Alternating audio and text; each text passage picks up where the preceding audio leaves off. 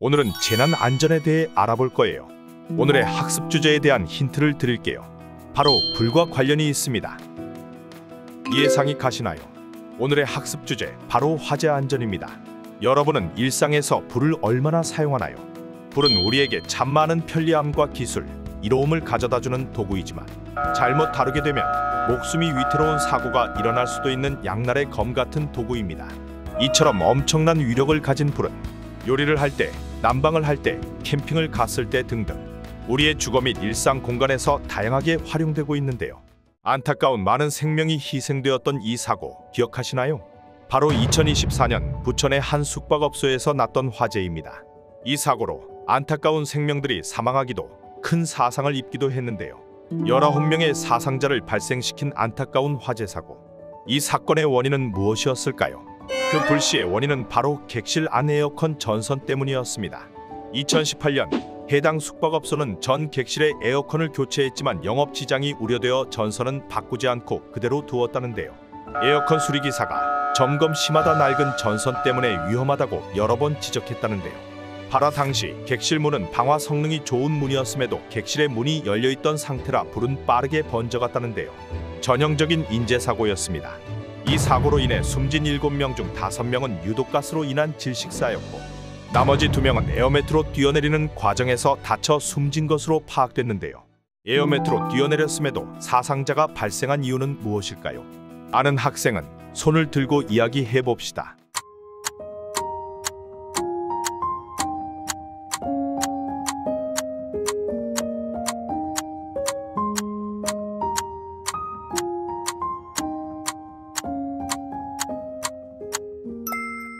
먼저 이러한 화를 당하지 않으려면 화재에 대해 잘 알고 있어야 하는데요.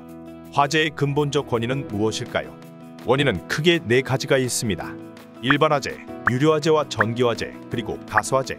일반화재는 가연물인 나무, 종이, 섬유류에 의해 일어나는 화재이며 화재 발생 빈도 및 피해액이 가장 큰 화재입니다.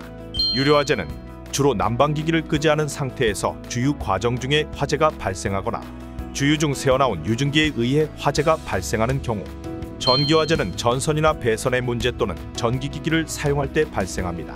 대표적인 원인은 누전, 합선, 과전류가 있습니다. 가스화재는 가스 배관에서 가스가 새어나온 상태에서 불꽃 등 점화원에 의해 화재가 발생하게 되며 이때 폭발을 동반하기도 합니다. 이처럼 화재는 그 종류가 무엇이든 크게 번지게 되면 인명, 물질적 피해가 어마어마한데요.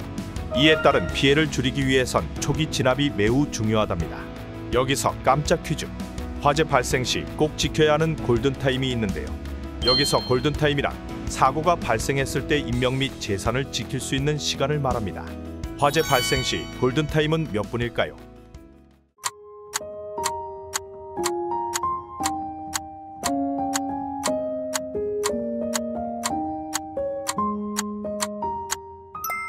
정답은 7분.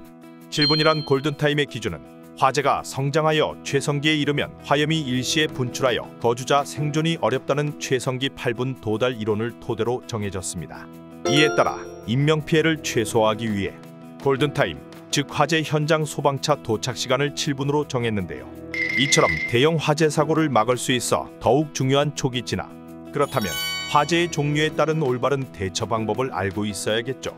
인화성, 가연성 액체나 알코올과 같은 유류 화재일 경우 모래나 흙, 소화기를 이용해 꺼야 합니다. 전기 화재는 누전 차단기를 설치해야 하며 장시간 사용 금지. 화재 발생 시 역시 모래나 흙, 소화기로 꺼야 합니다. 가스 화재의 종류는 액화 석유가스인 LPG 화재와 액화 천연가스인 LNG 화재가 있는데요. LPG 가스의 경우 공기보다 무거워 방바닥으로 가라앉기 때문에 빗자루로 쓸어냅니다. LNG 가스의 경우 판매점이나 도시가스 관리 대행업소에 연락해 필요한 조치를 받고 안전함을 확인합니다. 화재 시 실천해야 하는 행동 수칙. 어떤 것이 있을까요? 첫 번째, 연기나 불이 발생했을 시 즉시 119에 신고 후 비상벨을 누르고 불이야! 라고 소리쳐 사람들에게 불이 났음을 알립니다.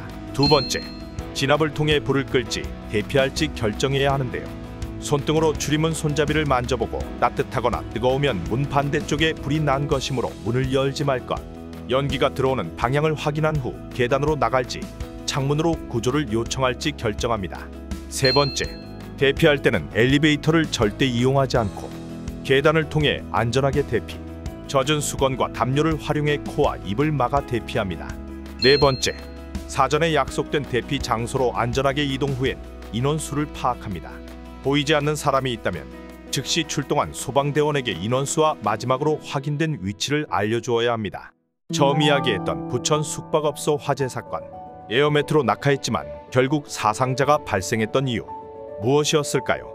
첫 번째로 에어매트 사용법에 대한 안전 지식의 부족과 열악한 화재 현장에서의 미흡한 안전 시스템이었습니다. 불의의 사고로 소중한 생명이 희생되는 일이 없도록 우리부터 제대로 알고 공부해야 합니다. 화재 현장에서 꼭 알아야 할 완강기, 소화전, 에어매트 사용법을 알아봅시다. 먼저 소화전 사용법부터 알아볼까요? 2인 1조로 소화전을 사용할 경우 첫 번째로 소화전의 문을 열고 호스를 뺀 후 꼬이지 않도록 불이 난 곳까지 길게 늘어뜨린 후 노즐을 잡습니다. 다른 한 사람이 밸브를 돌려 물이 나오는 것을 확인 후 뛰어가서 호스를 잡는 것을 도와줍니다. 노즐의 끝을 돌려 물의 양을 조절해가며 방사에 불을 끕니다. 다음은 소화기 사용법입니다. 소화기를 가져와서 몸통을 단단히 잡고 안전핀을 뽑습니다.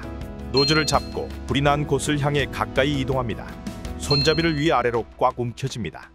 빗자루로 쓸듯이 분말을 골고루 뿌립니다. 다음은 완강기 사용법.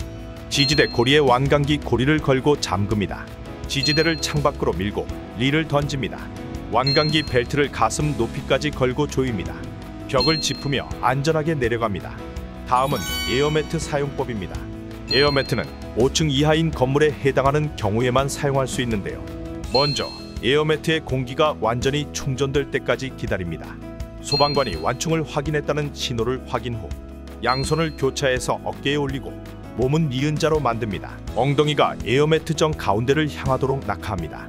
여러 명이 뛰어내리게 될 경우 한 명씩 낙하하며 매트가 충분히 복원된 것을 확인 후 낙하합니다.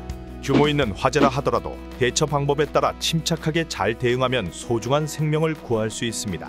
꼭 기억해 두세요. 화재 사고를 막기 위한 사전 점검 및 예방법. 눈으로는 전열기구 코드 확인, 가스레인지 중간 밸브를 점검하고 코로는 타는 냄새는 없는지 확인. 손으로는 만져보고 또 두들겨 봅니다.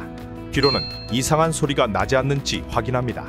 행동으로는 조리 중엔 자리를 비우지 않고 난방기구 등 전열기구 사용 시 주변에 탈 수 있는 물건을 두지 않도록 합니다. 우리의 집과 학교에서는 평소에 어떻게 대비할 수 있을까요? 소화기, 소화전, 완강기의 위치를 파악해두기, 건물의 비상통로 확인해두기, 경량 칸막이가 있는 곳이 있는지 확인해두기, 대피 장소 및 대피 경로 확인해두기, 외부 대피 시 사용할 손수건, 가져갈 중요 목록을 작성해봅니다. 체크! 소화기는 평소에 이렇게 관리하세요. 동행에 지장을 주지 않는 곳에 습기나 직사광선을 피하여 둡니다. 침이 초록색 부분을 가리키는지 확인합니다. 소화기 내에 작은 분말 소화약제가 들어있어 월 1회 이상 정기적으로 흔들어줍니다. 예고 없이 찾아오는 재난재해에 똑똑하게 대처합시다.